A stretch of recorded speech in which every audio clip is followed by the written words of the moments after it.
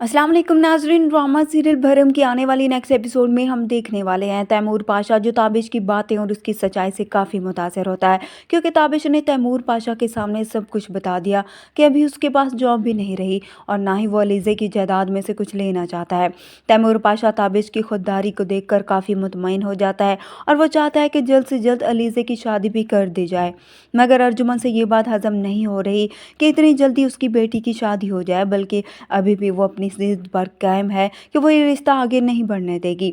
वो सालार से कहती है कि हमें यूँ तमाशाई बनकर अलीज़े की बर्बादी को नहीं देखना चाहिए, बल्कि कुछ ना कुछ करना चाहिए ताकि उसकी इस बेवकूफ़ी में उसकी ज़िंदगी बर्बाद ना हो।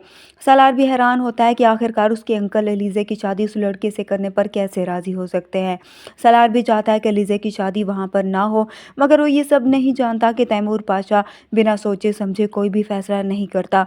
उसे यकीन है कि ताबिश एक अच्छा इंसान है और भले ही उसके पास उसका स्टेटस इन लोगों के कम है, मगर वो बहुत कुछ कर सकता है। मगर अर्जुमन को ये बात समझ नहीं आ रही। अब देखना ये है कि क्या वो ताबिश और अलीज़े की शादी रुकवाने में कामयाब हो जाती है या फिर हार मान लेगी। वहीं दूसरी तरफ हम देखेंगे फाइनली अहमद भी सज्जल की बेगुनाही की गवाही देने के लिए उसके घर आ जाता है।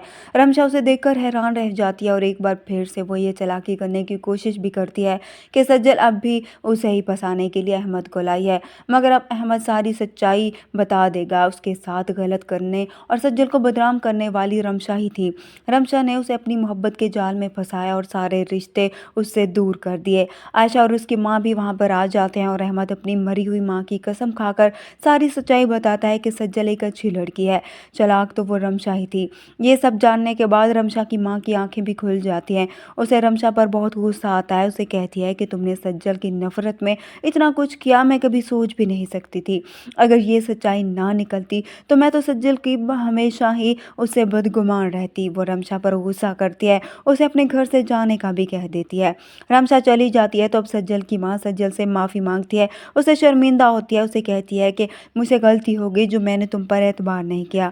यहाँ पर सज्जल अपनी माँ से कहती है कि आपको माफ़ी मांगने की कोई ज़रूरत नहीं, मैं जानती हूँ जो कुछ आपने देखा वो रमशा का ही दिखाया हुआ था, लेकिन अफसोस इस बात का है आपको मुझ पर यकीन करना चाहिए था।